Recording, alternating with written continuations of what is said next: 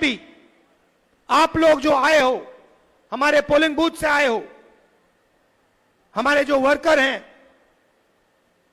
आप कांग्रेस पार्टी की विचारधारा को लेकर चलते हो। आपके दिल में हमारी विचारधारा है और इसके लिए मैं आप सबको दिल से धन्यवाद करना चाहता हूं कि आप हमारे शेर हो, हमारी शेरनियां हो और आप हमारे लिए लड़ते हो, हमारी विचारधारा की रक्षा करते हो। दिल से मैं आपका धन्यवाद करता हूं। और अंत में मैं फिर से दोहरा रहा हूं, आप आज शाम को अपने चीफ मिनिस्टर की आंखों में, टीवी में आंखों में देखिए। अगर आप ठीक से देखेंगे, उनका डर आपको दिखेगा। और याद रखिए, चुनाव के बाद आपके चीफ मिनिस्टर इसी मीडिया में आपको जेल में दिखाई देंगे। आप सबका दिल से धन्यवाद, नमस्कार, जय Hind.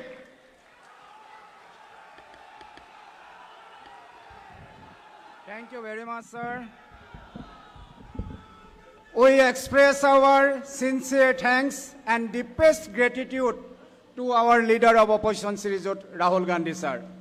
The people from different parts of Assam has come. Now, I request Honorable Congress President Shri Mallikarjun Kharge, sir, to kindly address the gathering.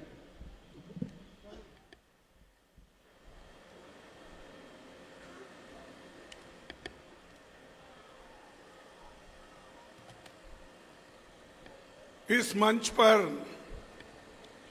बैठे हुए leader of opposition Shri Rahul Gandhi ji, KC Venugopal ji, Jitendra Singh ji, Gaurav Gogoi ji, Debabrata Saikia ji और एमपीज, एमएलएज और इस सभा के आए हुए इस सभा में जो ब्लॉक कांग्रेस के प्रेसिडेंट हैं, मंडल प्रेसिडेंट्स हैं और सारे मेरे भाइयों और बहनों यहाँ पर आए हैं, आप सबको मैं नमस्ते करता हूँ। और मेरे प्यारे भाइयों और बहनों, ये आसाम कांग्रेस के लिए एक मजबूत गढ़ है। शायद आसाम के लिए बीजेपी 1940 से कोशिश कर रही है यहाँ पर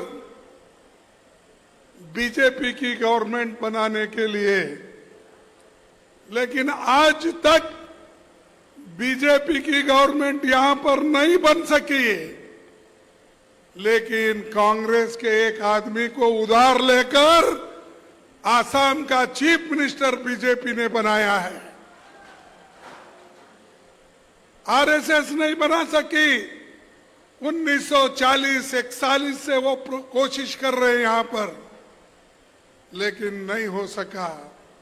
लेकिन एक आदमी हमसे निकलकर भाग गया और वो आज यहां पर चीफ मिनिस्टर बन के बैठा है।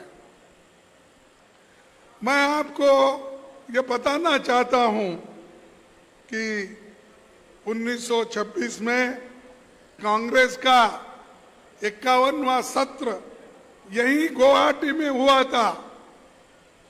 अब 2026 में जब कांग्रेस सत्र को 100 साल होने जा रहे हैं, 100 साल पहले यहां पर कांग्रेस पार्टी का एक बहुत बड़ा सम्मेलन हुआ था और उसको अब 100 साल हो रहे हैं। तो इतना महत्व आसाम के लिए कांग्रेस पार्टी दी है, देते आई है, आगे भी देते रहेगी।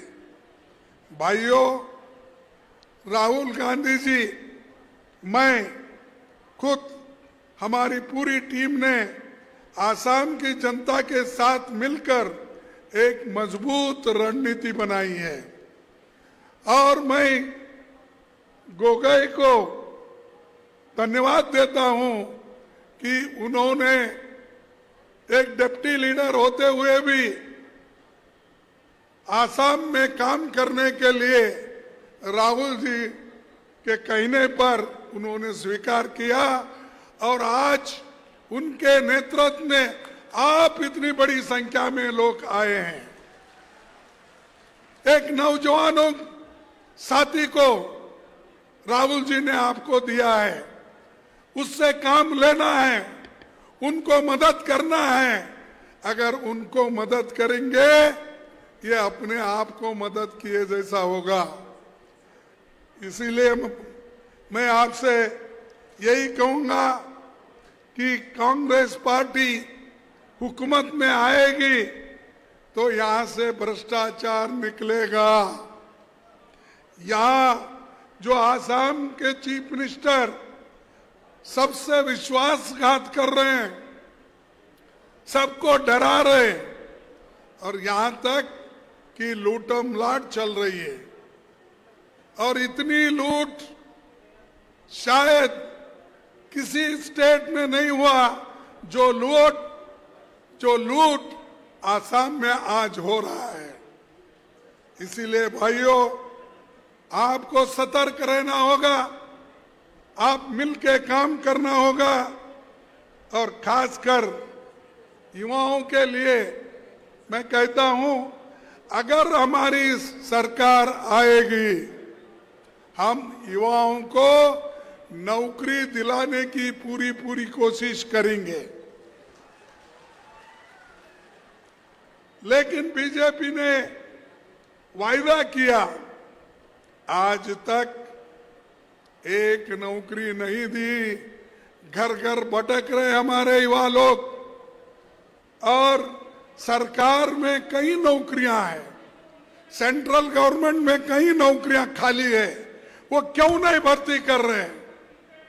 वो भी परसों मैं देखा 31-40 हजार की भर्ती हो गई ऐसा सुना और मोदी सर्टिफिकेट दे रहे हैं।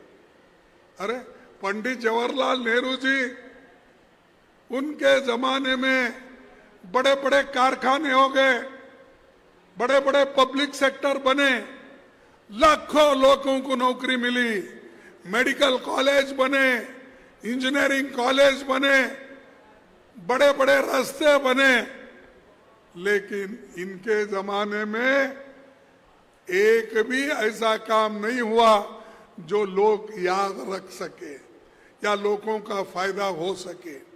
तो एक बोगस गवर्नमेंट है। इस बोगस गवर्नमेंट को आप सबक सिखाना चाहिए। क्या करना चाहिए?